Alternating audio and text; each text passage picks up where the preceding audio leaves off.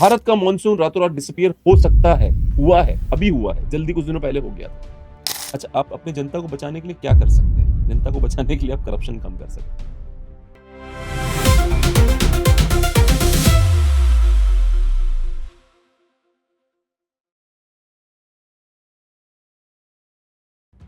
दोस्तों सोचो आप घर में बैठे हो, सब नॉर्मल चल रहा है और अचानक धरती एक बार नहीं 2 बार हिलती है। पहला अर्थक्वेक आता है, हम लोग बाहर निकल जाते हैं, सब बाहर जाते हैं, लेकिन सिर्फ 39 सेकंड के बाद दूसरा जबरदस्त एक और अर्थक्वेक आता है। बिल्डिंग कोलैप्स होता है, एयरपोर्ट डैमेज होता है, हजारों लोग मलबे के नीचे दब जाते हैं और एक पूरा देश परेशानी से घिर जाता है।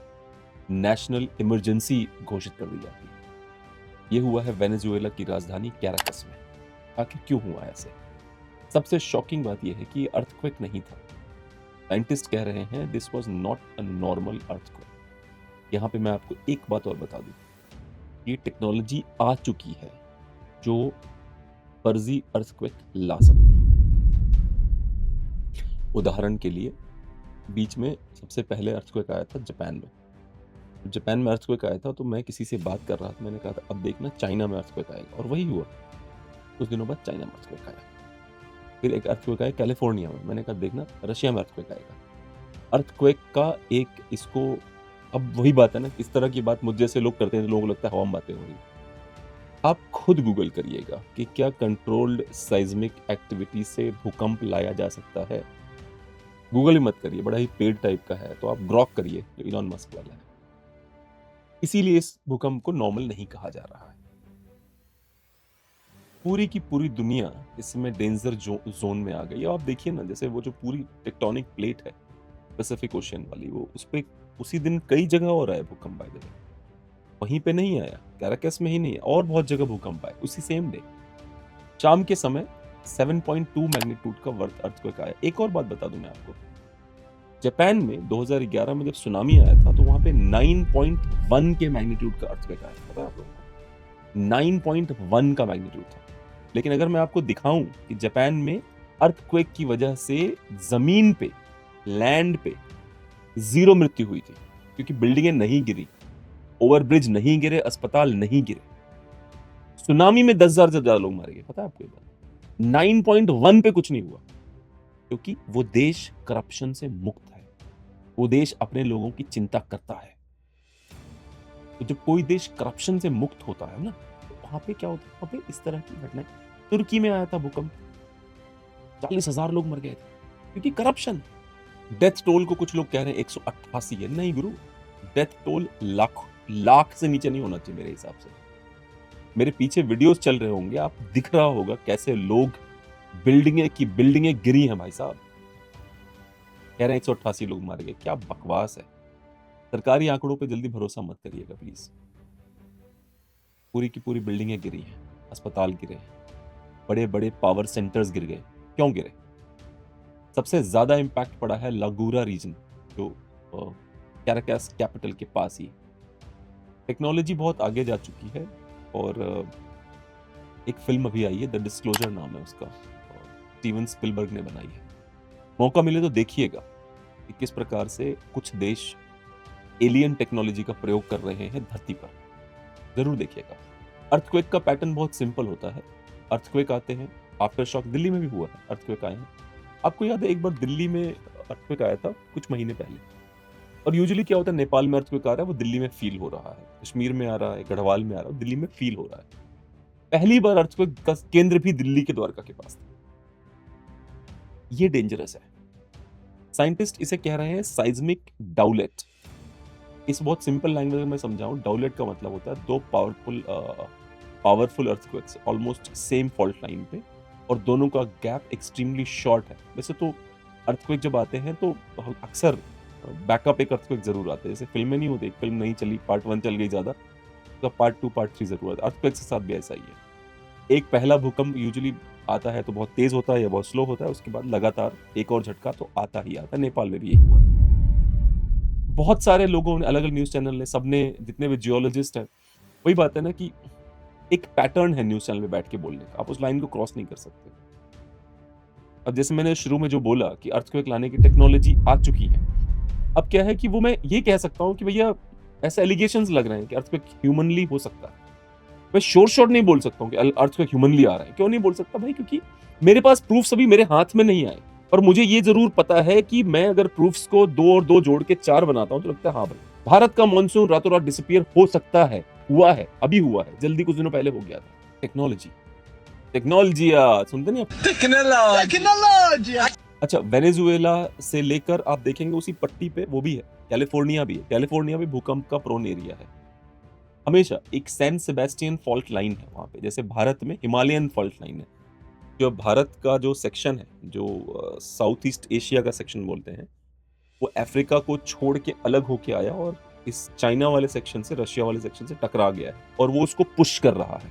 टेक्टोनिक प्लेट से ये नीचे की तरफ है, जो बाहर से आया है, जो भारत का सेक्शन है, वो हिमालय में नीचे की तरफ है और जो चाइना वाला सेक्शन है वो ऊपर की तरफ है। तो ये प्रेशर लगा के इसने पहाड़ तो बना दिए, लेकिन टेक्टोनिक प्लेट अभी नीचे ही है उसके। समझ रहे हैं? यहाँ तक स्थिति है कि मेडागास्कर जो है, जो मेडागास्कर है, वहाँ भारत का ही फ्लोरा और फौना मिलेगा आपको, क्योंकि वो भारत का ही एक टुकड़ा हुआ करता था मेडागास्कर। लाखों सालों के अलग होने के कारण उसको पूरी जियोग्राफी चेंज हो गई है, उसमें अलग तरीके के पेड़ उगते हैं, वो बात अलग है। पर वो भी भारत का ही किस्सा था। जब वो सेक्शन छूट के आगे आया था तो वो छूट गया था पीछे। अब आप देखिए, वैज्ञानिकों का कहना है कि हिमालयन प्लेट भी सीधी होगी ही होगी, क्योंकि वो प्रेशर डाल रही है। जो चाइनीज वाला जो ये टेक्टोनिक प्लेट है, चाइना और रशिया जिसपे है, उस पे वो लगातार प्रेशर डाल रही है। इस वजह से आज भी हिमालय की हाइट बढ़ती जा रही है, हर साल 1-2 इंच ऊंचा हो जाता है, क्यों? प्रेशर पड़ता जा रहा है। किसी ना किसी दिन वो सीधी हो जाएगी, ऐसे नीचे से बराबर हो जाएगी। बस जब वो बराबर होगी तब आएगा भूकंप हमारे यहाँ। और वो बहुत खतरनाक भूकंप होगा, नॉर्मल नहीं होगा वो, क्योंकि वो बहुत बड़े लेयर पे आएगा। फिर वो, अगर आप इसी में बात करें वेनेजुएला की, तो कैरेबियन टेक्टोनिक प्लेट और साउथ अमेरिकन प्लेट के बीच में फ्रिक्शन जो जोन, जैसा मैंने समझाया, जिस प्लेट पे चाइना और रशिया हैं और जिस प्लेट पे भारत है, भारत, पाकिस्तान, बांग्लादेश, यहाँ तक कि अफगानिस्तान, म्यांमार, जितने भी ये देश हैं, including Sri Lanka by the way, ये सबके सब उससे प्रेशर डाल रहे हैं। तो फ्रिक्शन हो रहा है पर सेटल नहीं हुआ है। अब यहाँ भी कैरेक्टस में भी सेटलमेंट का प्लान चल रहा है कि वो सेटल हो जाए किसी तरह से। सालों से प्रेशर बिल्ड होता है, तब जाके एक बार अचानक से भूकंप आते हैं। 7.5, 7.2 बहुत नेक्स्ट लेवल के भूकंप है ये। अच्छा, आप अपने जनता को बचाने के लिए क्या कर सकते हैं? जनता को बचाने के लिए आप करप्शन कम कर सकते हैं। बिल्डिंगों को ऐसे बनवा सकते हैं जो भूकंप के प्रहार को झेले, गिरे ना। अगर कैराकास में ही अगर इन्होंने ऐसी बिल्डिंगें बनाई होती जो भूकंप को झेल ले, इतनी बिल्डिंगें बिल्कुल नहीं गिरती। मैं आपको गारंटी दे सकता हूँ इस बात की। वेनेजुएला के भूकंप के बाद अस्पताल डैमेज हो चुके, क्योंकि भूकंप सब जगह आता है। एयरपोर्ट बंद है, इलेक्ट्रिसिटी कट हो गई। मैं तो वहाँ के लोगों के बारे में सोचता हूँ। कम्युनिकेशन नेटवर्क डाउन है, इंटरनेट नहीं चल रहा है, मतलब लोगों को लोग ही निकाल रहे हैं। चूंकि भारत की तरह उनके पास एनडीआरएफ की टीम नहीं है। भारत में एक एनडीआरएफ है, एक एसडीआरएफ भी है, जो स्टेट लेवल पे काम करती है। कई बार तो अपना काम नहीं करते सही से, वो भी है सच्चाई, इसमें कोई दो राय नहीं है, बट टीम्स हैं। वेनेजुएला वगैरह इतने अमीर देश नहीं है। अभी भी उस वेनेजुएला के राष्ट्रपति को अमेरिका ने उठवा लिया था, याद होगा आपको। अभी भी उठवाया राष्ट्रपति को अमेरिका ने वेनेजुएला के। ये वही देश है, ऑयल रिच है, पर सबसे गरीब देशों में से एक है। हमेशा इस बात को याद रखिएगा कि वेनेजुएला की करेंसी का ये हाल है, इन्फ्लेशन इतना हाई है कि अगर आपको एक ब्रेड खरीदनी है तो आपको एक झोले में भर के पैसा ले जाना पड़ेगा। वेनेजुएला की करेंसी सड़कों पे बिकती है, सड़कों पे बिकती है वेनेजुएला की। मतलब आपको फनी लगेगा, लोग ऐसे गट्ठर के गट्ठर नोट लेके बैठे रहते हैं। अब ये जो बेचारे मिलियंस लोग जो परेशान हुए, राजधानी है वहाँ, जब से अमेरिका ने वहाँ के पुराने राष्ट्रपति को उठा लिया था, जो कम्युनिस्ट था। कम्युनिज्म में कभी खुशियां नहीं होती, कम्युनिज्म में हमेशा जनता प्रताड़ित और दुखी रहती है। और राष्ट्रपति अमेरिका उठा के उस पर केस चला रहा है। अभी एक्टिंग प्रेसिडेंट है डेल्सी रोड्रिगेज, इन्होंने बोला है हमारे यहाँ इमरजेंसी आ गई है, $200 मिलियन का रिकंस्ट्रक्शन फंड अनाउंस किया। आपको लगता है कि रिकंस्ट्रक्शन फंड को फायदा होता है? उदाहरण के लिए जम्मू कश्मीर के श्रीनगर में बहुत बड़ी बाढ़ आई थी, अगर आपको याद हो, बहुत बड़ी बाढ़ आई थी। प्रधानमंत्री ने शायद लाल किले से या कहीं से, भारत के प्रधानमंत्री ने कहा था कि हम इतने XYZ हजार या लाख करोड़ का पैकेज दे रहे हैं श्रीनगर या जम्मू कश्मीर को। कुछ नहीं हुआ, थोड़ा बहुत होता है। कैलिफोर्निया साइज्मिक जोन में काफी ऊपर आता है। जापान तो नंबर 1 कह सकते हो जहाँ पे भूकंप आते हैं। वेनेजुएला जो है वो थोड़ा सा नया है इतने बड़े भूकंप के लिए, वेनेजुएला, इसलिए शक ज्यादा है। ठीक है, और ये पूरा का पूरा जो मेगा डिजास्टर साइकिल जो शुरू हो रही है, ये भारतीयों के लिए बिल्कुल उचित नहीं है। कि हमारे यहाँ पे तो मैं दोबारा वही बात बोल रहा हूँ, करप्शन की वजह से सिचुएशन बहुत खराब है। हमारे यहाँ पे करप्शन की वजह से बिल्डिंगें बिल्कुल अच्छी नहीं बनती। अगर हमारे यहाँ भूकंप आया तो मरने वालों की संख्या भले सरकार बोलेगी 188 लोग मरे, से वेनेजुएला की सरकार बोल रही है, बट आप और मुझे पता है कि लाखों में जाएंगे लोग। आप कभी दिल्ली में गए हैं? लक्ष्मी नगर चले जाइए, आप मंगोलपुरी चले जाइए, आप जाके तो देखिए कितनी बिल्डिंगें हैं, कितनी पतली पतली गलियां हैं। बदरपुर बॉर्डर पे चले जाइए आप, पतली पतली गलियों में 3-3 4-4 मंजिला की बिल्डिंगें हैं। आपको लगता है वो बिल्डिंगें भूकंप से बचने के लिए बनाई गई हैं? वो किराया लेने के लिए बनाई गई दोस्तों। आपको लगता है वो बचेंगी जब भूकंप आएगा तो? वेनेजुएला में इसके पहले 215 साल पहले लगभग एक भूकंप आया था 7.7 वाला, उसमें से 15 से 20 हजार लोग मारे गए थे।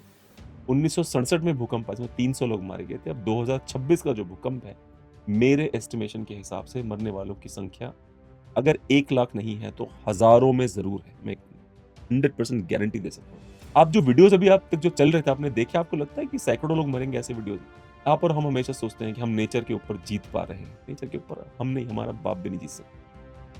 नेचर ने ही हमें पैदा किया है और नेचर ही हमें किसी दिन कांड कर देगी हमारा, और हमको बुरा नहीं मानना चाहिए। जिस नेचर ने हमें पैदा किया उसी नेचर ने हमें खत्म कर दिया, बुरा क्यों मानना उसमें? आप समझ रहे मेरी बात को? जिन्होंने आपको धरती पे लाया वो आपको निपटा दे रहे हैं, बुरा क्यों मान रहे हो? एप्स्टीन फाइल आती है, टेक्नोलॉजीज आती हैं, मॉनसून गायब करने की, भूकंप लाने की, और उसके बाद इंसान सवाल पूछता है कि यार इतने डिजास्टर्स क्यों आ रहे हैं, और ऐसे थोड़े होता है। जवाब वहीं पे लिखा हुआ है, human greed can not be satisfied. मनुष्य की ग्रीड बहुत गहरी है। अब वो ग्रीड इस तरह से, पहले क्या होता था कि पुराने लोग इस बात का ध्यान रखते थे कि कम से कम लोग मरे मेरी ग्रीड की वजह से। अब ये नया चला है कि ठीक है मर जाने दो 4,000 10,000 50,000 लोगों को, कम से कम हमारा वो पूरा हमारा। याद है पहले हम कहते थे कि ह्यूमन लेड अकॉम्प्लिशमेंट्स, अब नए टर्म्स आए हैं डीप स्टेट के, कहते हैं ऑब्जेक्टिव्स। जब ऑब्जेक्टिव्स होता है तो अकॉम्प्लिशमेंट और ऑब्जेक्टिव में यही अंतर है कि ऑब्जेक्टिव ह्यूमन लॉस को काउंट ही नहीं करेगा, वो केवल खत्म करने की बात करेगा। टास्क हुआ कि नहीं हुआ। आज के लिए इतना ही, जल्दी ही दोबारा मिलेंगे।